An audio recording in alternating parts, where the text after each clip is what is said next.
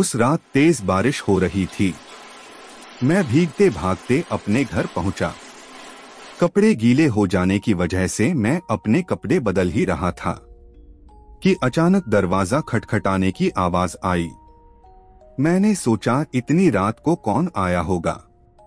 मैंने दरवाजा खोला और देखा कि एक लड़की जो बरसात में भीगी हुई थी रोते हुए कहने लगी कि मेरी माँ की तबीयत बहुत खराब है, आप जल्दी चलिए नहीं तो वो मर जाएगी।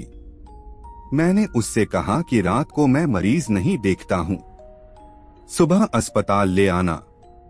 मगर वो लड़की जाने को तैयार नहीं थी और रोने गिड़गिड़ाने लगी। उसकी आवाज सुनकर मेरी पत्नी को उस लड़की पर दया आ गई और मुझे उसके साथ जाने को कहा। मैंने मन ही मन परेशान होते हुए बाहर आया और अपनी जीप निकाली। सुनसान रास्तों से होते हुए वो लड़की मुझे 5 से 7 किलोमीटर दूर एक दूसरे गांव में ले गई। मैंने सोचा कि ये लड़की इतनी रात को मेरे यहाँ कैसे पहुंच, लेकिन मैंने इन बातों की तरफ ध्यान न देते हुए एक मकान में पहुंचा और वहां उसकी माँ बीमार पलंग पर लेटी थी। मैंने उसकी नब्ज देखी और इंजेक्शन दे दिया, कुछ दवाएं भी लिख दी। उस लड़की ने मुझको बाहर मेरी जीप तक छोड़ दिया। फिर मैं घर पर आ गया। अगली सुबह मैं जब अस्पताल के लिए जाने लगा तो सोचा कि रात वाले मरीज से मिलता जाऊं। थोड़ा सा चक्कर ही पड़ेगा रास्ते में जाने को, ये सोचकर मैं वहां गांव में पहुंचा।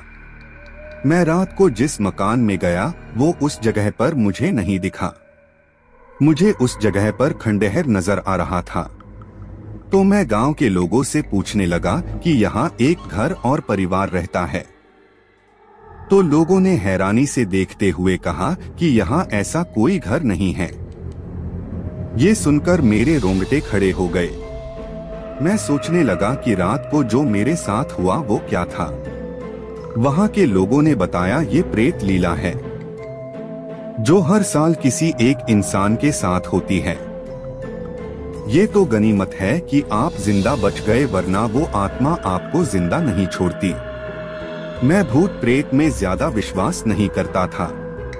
मैं जब गांव वालों के साथ उस खंडहर में पहुंचा तो उस खंडहर के बाहर मेरी जीप के पहिए के निशान थे और वो इंजेक्शन और दवा भी वही पड़ी थे।